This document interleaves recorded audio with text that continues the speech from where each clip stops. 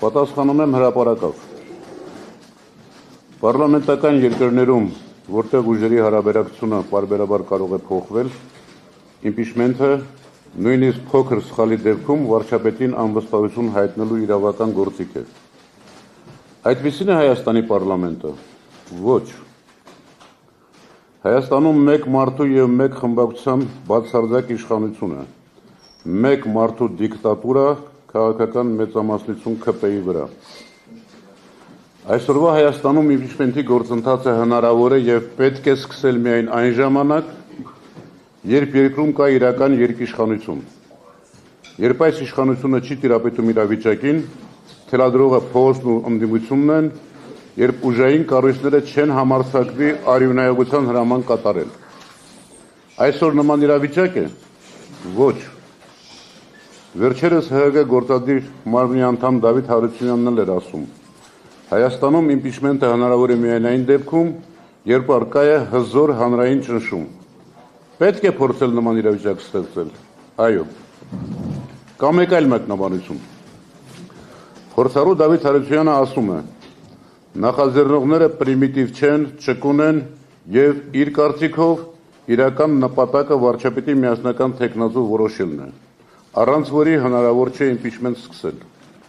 Եթե իրոք այդպես է, այդ նպատակով էր պետք նախաձեռնություն քննարկումներ սկսել։ Միասնական թեկնածուն որոշվելու է կամ փողոցում, հզոր ճնշման արդյունքում, կամ ընտրություններով։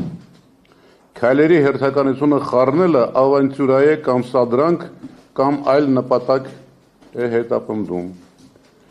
Ինչը կարող է լինել նպատակը։ Փորձել շանտաժի ենթարկել Հայաստան խմբակցությանը, կամ ասեք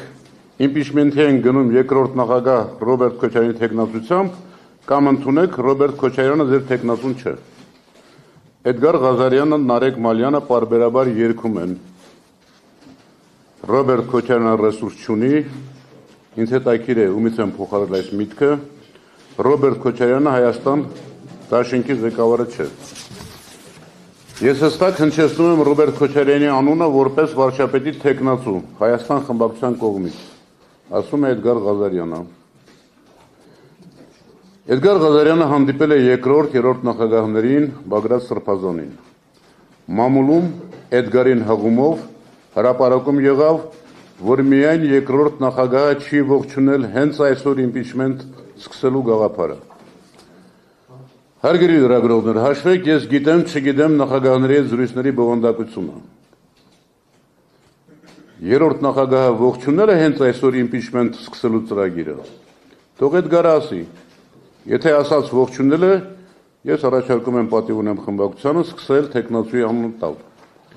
Ասում են թող Հայաստան դաշինքը առաջարկի Ռոբերտ Քոչարյանի թեկնածությունը, պատիվ ունեմ Արթուր Վանեցյանի։ Արթուր Վանեցյանը ինչ կապ ունի պատիվ ունեմ խմբակցության հետ։ Իմ համոզմամբ ստորակետ։ Հայաստան խմբակցության առաջնորդը երկրորդ նախագահն է, պատիվ ունեմինը երրորդ նախագահը։ Ինչու եմ խնդիրն այսպես ձևակերպում։ Հանրապետական մեր գործընկերներից այսօր իմպիչմենթ սկսելու բազմաձայն հավանություն տվողներ կան։ ՀՀԿ-ում դերակատարում ունեցող հարգելի Արտակ Զաքարյանը ասում է. իմպիչմենթը հնարավորություն կտա ապագա կառավարությանը չեղարկել այսօրվա իշխանության որոշումները, բացի դրանից ընդդիմադիր թևերին միավորման կտան։ Հայկ Մամիջանյանը ասում է իմպիչմենթը հնարավոր է, բայց այս պահին մենք թեկնածու չունենք։ Էդգար Ղազարյանին գնահատում եմ։ Աշխատասեր է, հումորով, համառ է, հիանալի նմանակումներ է անում։ Բայց չափազանց շատ է խոսում, ինչը լավ հատկություն չէ, համառ սևեռումներ ունի, ինչը ևս լավ տեղ չի տանում։ Բայց երբեմն լկտի անում է ու փորձում շանտաժի ենթարկել։ Տեսեք ինչ է ասում Էդգարը։ 2021-ի օգոստոսի 2-ից բոլոր պատգամավորները անվերապահորեն վստահություն եւ աջակցություն են հայտնել Նիկոլ Փաշինյանի կառավարությանը։ Նիկոլ Փաշինյանի օրակարգն սպասարկում։ Ինձ համար ինչ տարբերություն, Արամ Սարգսյան թե նրանցից մեկը։ Եթե չստորագրեն, թող փորձեն հաջորդ ընտրություններում առաջադրվել։ Միայն իրենց բարեկեցության մասին մտածեն, աշխատավարձ ստանան, օգնական ունենան։ Անկեղծ ես չգիտեմ, Էդգարը այսօր կուսակցության անդամ է թե ոչ։ Հիշեցնեմ Էդգարին, ես միշտ օգնականներ եմ ունեցել, հաստատում եմ, ինքն էլ լավ օգնական էր,